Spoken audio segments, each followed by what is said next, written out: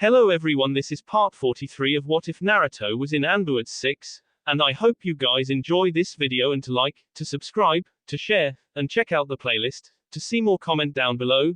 Now let's start the intro. They call me a god. They call me a god. They call me a god. Join my membership, the perks are great. It's in the description. The ice fortress shook with the force of an earthquake, with walls of frozen water to little more than mist and chunks of debris as the Neko Jinchuriki was forcefully plunged through the nearly foot-thick surface. She landed on all fours, claws steaming as ethereal black flame melted the ice with withered heat. Her enemies moved with speed, mist dispersing in their wake as they circled her before she could move, Sasori falling from above, the dark-haired woman in front, the red-headed male behind. Weapon compartments were open, gleaming blades mounted on powerful prosthetics ready to skewer her with more of the poison that even her dark chakra was beginning to have trouble exorcising from her system. She drove a single claw into the ice at her feet, leaping off the edge of the catwalk, chakra arm stretching out as the claw anchored her down. She swung down, the momentum of her fall carrying her up and over, landing behind the red-headed puppet that had been behind her. She lashed out with both tails, twin cracks of splintering wood following the impact as the puppet was thrown forward, passing under Sasori as the Suna ninja descended. Sasori's body twisted unnaturally, arm lashing out and finding a perch on his stumbling puppet's shoulder before he harmlessly pushed himself off, landing on his feet on the ice bridge. He lashed out with his tail at the fire Neko, watching as the massive, 300-pound head was caught in her claws before she heaved. Sasori felt himself being lifted, slow at first, as the claws on his feet dug into the ice, trying to anchor him down before he was forcefully pulled free, the sudden lack of resistance only adding to his momentum as he was thrown upwards towards the high-hanging ceiling. The puppeteer's two other weapons lurched forward before they attacked the Jinchuriki from behind as she, in her rage, lunged directly for his body, airborne and defenseless, his puppets leaped upwards after her. The black-haired woman with her blade, to the Jinchuriki's back while the male dropped a brutal axe kick onto the juncture of her and shoulder. Both strikes struck true, a yowl of pain escaping the cat as she fell back onto the bridge. The puppets landed soon after, pushing the attack. Yugito turned, an echoing growl bubbling up from her tea before she rushed them, slipping past their attacks. The purple flames of her transformation licked their sides as she passed right by them before she swiveled on her heel, claws into the red-maned puppet's face, nearly knocking the wooden creature off the ice bridge before she drove an upwards kick into the turning woman's chin, knocking her into the air. Yugito leaped with her, passing her in mid-air before she both feet straight down into the black-haired puppet's stomach, echoing cracks bouncing off the walls before splinters descended the chasm as Yugito the puppet back down onto the ice bridge. It twitched, the sound of groaning wood and straining metal escaping its shattered shell as Sasori continued trying to control the puppet even in its damaged state. Something struck the small of her back, knocking her off of the dark-haired female and onto her hands and knees a few paces away. The red-headed puppet appearing in front of her a moment later, thrusting his hands forward as a mulud of metal razor wire extended from his fingertips. Coated with chakra, they seemed to have a life of their own as they coiled themselves firmly around her right arm and leg, pulling her tightly. They held fast against her flames, heating but not breaking. She growled, ready to attack with her remaining limbs when suddenly they were offered the same treatment. Her head snapped back to find the broken husk of the female puppet, arms extended, metal wire spilling from open compartments along her fingertips, pulling her tightly as her other arm anchored her down into the ice, preventing Yugito from throwing her, wires and all. Sasori fell from the ceiling, landing in a crouch directly in front of the bound death cat. The Suna ninja's limbs were a blur of gleaming steel, as strike after strike see through the protective flames of chakra and into her skin. Ethereal fire fell away from her body, away as they hit the floor, see off from the chakra that fueled them. Blades with the sharpness of razors into her skin, striking tendons and nerve clusters sending spikes of pure agony that the foggy drunk haze of her demon's fury. Finally, Sasori ceased his assault, taking a step back as the Jinchuriki slumped forward, her legs holding her upright merely by sheer force of will. Sasori stood back, watching her. Her breathing was heavy, labored. These weapons were coated with his strongest poison. One drop could kill a man in less than 10 minutes. Perhaps he'd overdone it. Even Jinchuriki had their limits apparently. The flames began to dissipate, licking tongues of dark fire fading away as the Neko Jinchuriki's chakra finally began to ess out, exhausted and spent. Because however Sasori did not have a physical body, by proxy, he did not the sensory organs that could sense chakra, the puppeteer did not sense the approaching danger until it was too late. Yugito's claws, previously seeking freedom from the wires that bound them, lashed out, obscured feminine digits coiling tightly around the collective metal wires, tightening her grip with bone-breaking force even as they see into her palm. The blonde wisps of hair, that had momentarily revealed themselves as the black haze fell away were shielded again, hidden beneath black fire as the fell powers returned to her in a rush, pulling out every last vestige of chakra she had within her. The fires pushed themselves through the thin mediums. They crawled up the wooden frames of the two puppets, enveloping them in the blink of an eye before Sasori himself could give much of a response. The chakra strings that connected him to his two weapons were off, burned away by the ethereal flames, not allowing him to reconnect with the wood dolls that fell limp and lifeless as their strings were literally He struck at her, bladed fingers again seeking to strike true. But she moved this time, her anchors no longer giving resistance before she simply lunged her shoulder into Sasori's stomach, pushing them both clear off the catwalk, straight down into cold icy abyss. The fires around her grew, dark fire now dancing over Sasori's scorpion-tailed body as they spilled over him, Yugito's enraged howl echoing through his audio receptors as they fell and fell, a minor warning as the fires grew again through sheer determination. The ground rushed up to meet them. And its surface was unyielding to armored exosuit, and demonic flames alike. They both fell with an eye-watering crack, black fires scattering through the base of the cavern as Yugito hit, and bounced once, twice, and finally lay still on her side. The fires finally away, wisps of black fading to nothingness in the cold, revealing her battered, sea-body to the harsh environment. And blackened seeped from her injuries, a horrid gash trailing weeping crimson from her forehead onto an eye as her heavy breaths heated the air in front of her mouth. She grit her teeth pushing herself with a single, functioning arm into a semi-sitting position. She paused, seeking to catch breaths that eluded her before she took a single deep breath, and heaved herself up onto her feet. She stumbled forward, eyes, blurred and darkening as they scanned Sasori's still body, worried that he would begin to move again, even as fires burned away at his chassis and armor. It's over, she breathed with palpable relief. You're right, it is over. Her eyes snapped open, a sharp intake of breath and then, pain blossomed through her sea and lower stomach. She jerked forward, pushed by something. And then her gaze fell downwards, to the blades that protruded from her body as if it were some macabre taunt on her senses before they were brutally yanked out and she felt her legs give out. The burning, searing agony that trailed liquid fire through her stream never ceased, never let up. Until finally she fell into darkened nothingness. Sasori stared down at the Neko Jinchuriki, brown, glass eyes completely blank as he did. The poison was no doubt already moving rapidly to her heart. He'd have to use a stasis seal to contain her body in until they could begin the extraction. He kneeled down, an ink cartridge escaping a small compartment along his wrist as he prepared to create the construct. Before he could begin, however, a shift of stone reached his ears, echoing snaps of ice striking ice as several small chunks of the frozen water fell from above. He sprang to his feet, weapons at the ready, the state of the Neko Jinchuriki forgotten at his feet. Glass eyes shifted upwards, optical receptors and cameras scanning the frozen cavern as he searched for these late arrivals.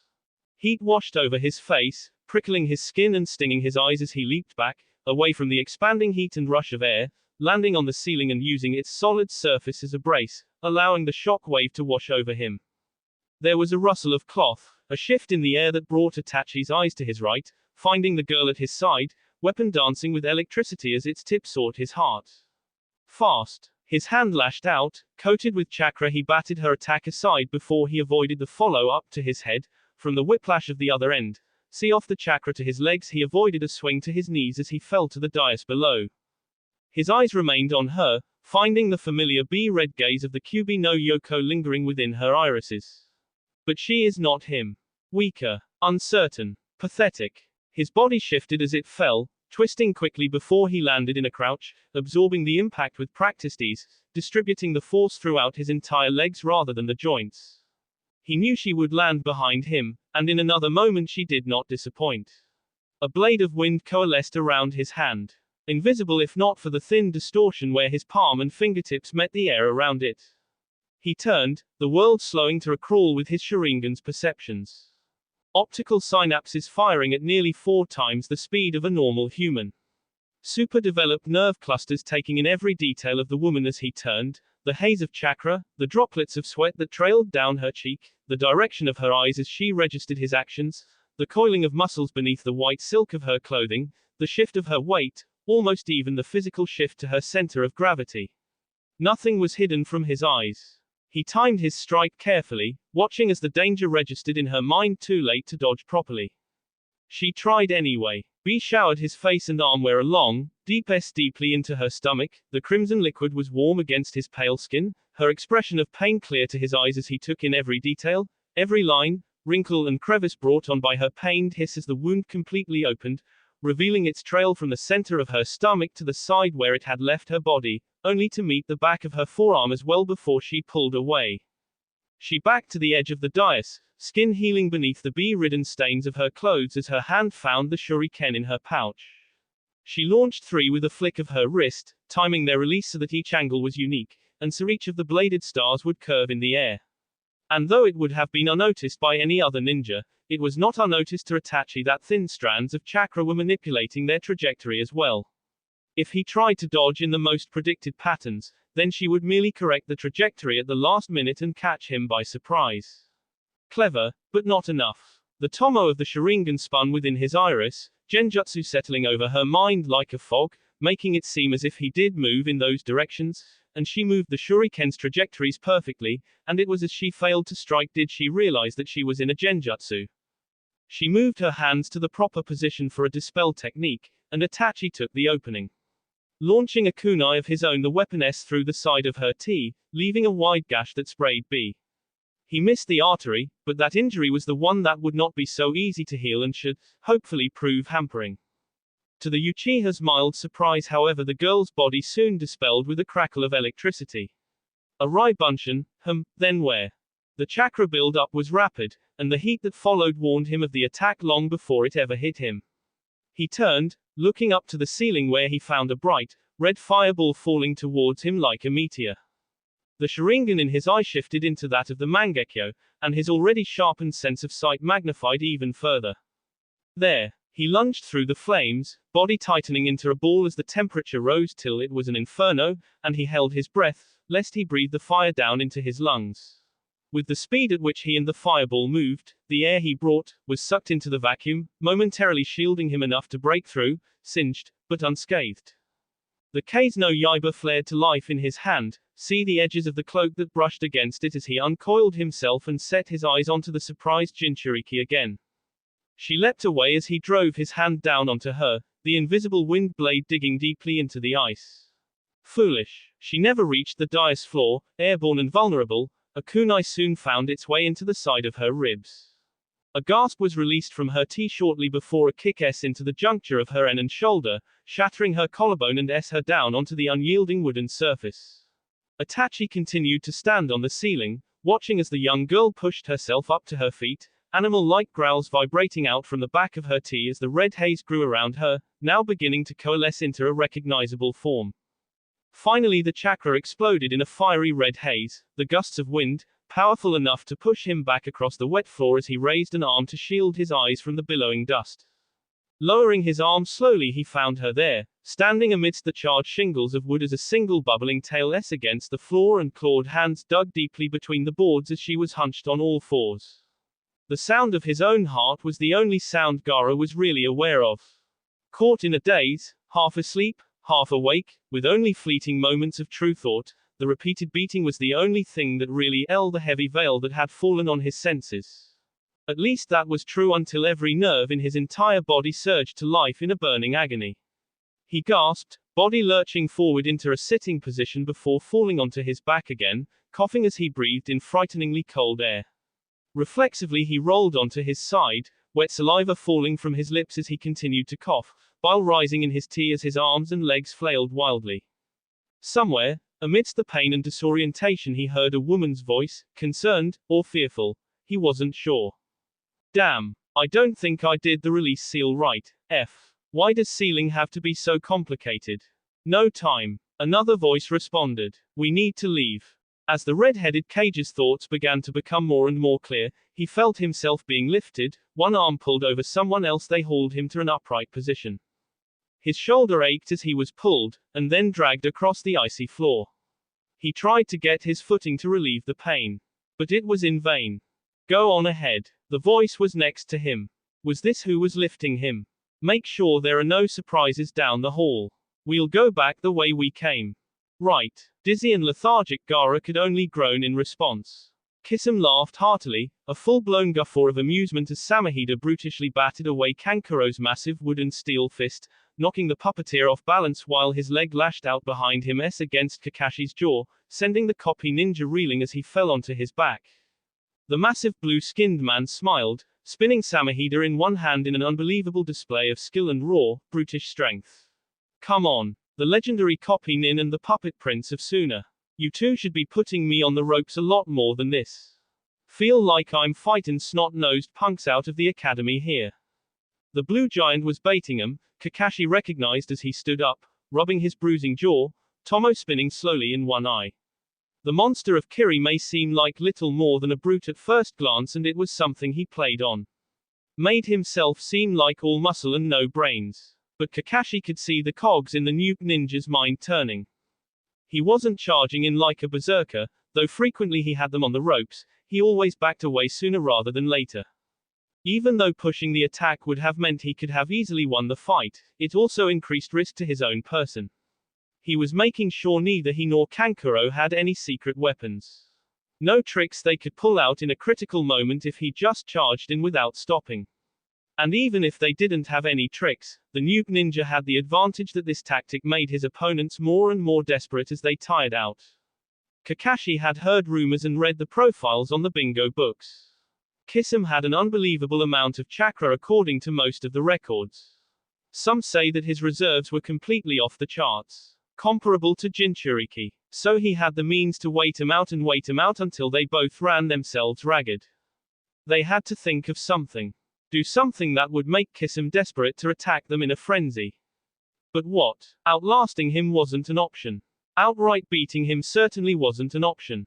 Kakashi didn't know enough about the nuke ninja's profile to try mind games with him.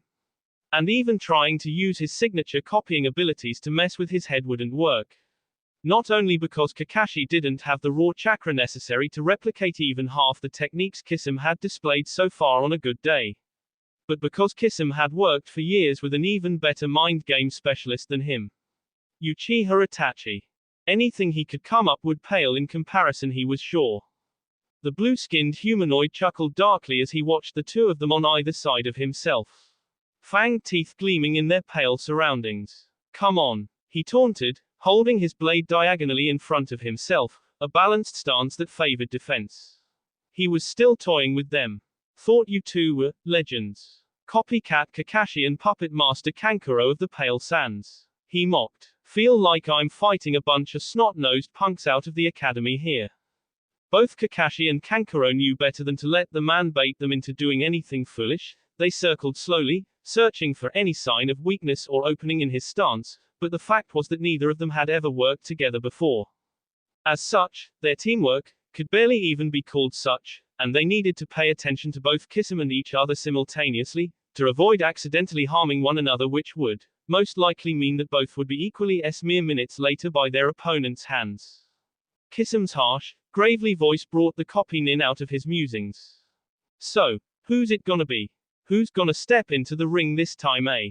The two unlikely allies did not make any move of acknowledgement, merely continued circling slowly, hoping that somehow they could find something. This course of action was, of course, highly boring towards the older nuke nin. Alright, fine, he growled. If none of you are man enough to step up, I'll choose. He lifted a single hand from his sword, now holding the blade lightly, tipped towards the ground as his free hand pointed at each of them in turn. Eeny meeny, miny you. Kankuro barely even heard the word escape from his lips while pointing at him before he found the blue fist approaching his face. He raised his massive arms, crossing them in front of his upper body as the force of what, to him must have been a 2-ton battering ram into his suit's arms. The wood and metal groaned, straining to hold back Kisam's monstrous strength before the pressure vanished. Kisam had turned, sword held in one hand, using its massive, flat side to hold back the 2 kunai Kakashi had attempted to thrust into his exposed kidneys. Not nice, copycat. Kakashi then felt the full brunt of Kisam's kick him in the stomach before he could back away, though, with his off balance due to his extended fist in Kankuro's direction, the force wasn't nearly as bad as it would have been. That did not mean, however, that it did not knock every last bit of air and wind in his lungs right out of him, leaving the Konoha elite a gasping mess on the floor. Kankuro shoved off Kisam's fist with a heated battle cry, his massive suit's gears and pulleys straining with the force he was making them exert. Kisam laughed, blocking a heaving downward blow with his forearm. That's it. Get mad. Watch the limbs go flying. He backed away, once again falling into his defensive stance as he used Samehida to block the armored puppeteer's crushing blows. He ducked under an overhead swing, sliding into Kankuro's guard before he took a wide swing, his forearm into the sea chases, and as the suit itself recoiled, he slipped further in and in a second strike his elbow into the same area. He felt and saw the wooden armor give another little bit, the cracks ringing in his ears like music as he swiveled around, Samehida gripped now in both hands as he swung low, sweeping Kankuro's legs out from under him, toppling the puppeteer onto his back, knocking the wind out of the young Sunanin as the whole interior jerked to a jarring and abrupt halt. With a flourish, Kisam stepped back, taking in the sight of the 2 groaning fighters on the ground with a wide, satisfied smile. After nearly a minute or so, Kankuro and Kakashi began their slow, painful ascent to their 2 legs. As the 2 were struggling on their hands and knees, Kankuro spoke, voice directed at Kakashi. Copycat. Yay. The silver-haired Junin groaned in response. F it. The puppeteer breathed, making Kakashi glance at him curiously. F it. He echoed. Yay. Kankuro said as his entire suit reached one knee. F it, this careful planning thing isn't working, so let's just go in. F it. See what happens. Just charge in. Kakashi asked, breathing heavily even as his Sharingan continued to spin slowly in his eye. Yay. Kankuro nodded, though it was unseen beneath his armor. Kakashi thought for a moment, looking from Kankuro to the, now positively amused, Kisam, then back to Kankuro. Shrugging once, he gave his answer, F it. And in an explosion of energy brought about through sheer desperation, the 2 battered and beaten B were rushing across the icy field to close the distance between themselves and their still smiling opponent. Kakashi's lithe form was the first to reach the monster of the mist, leaping in a high spin kick. He was not surprised to feel his foot connect with Kisam's arm as the man blocked the strike.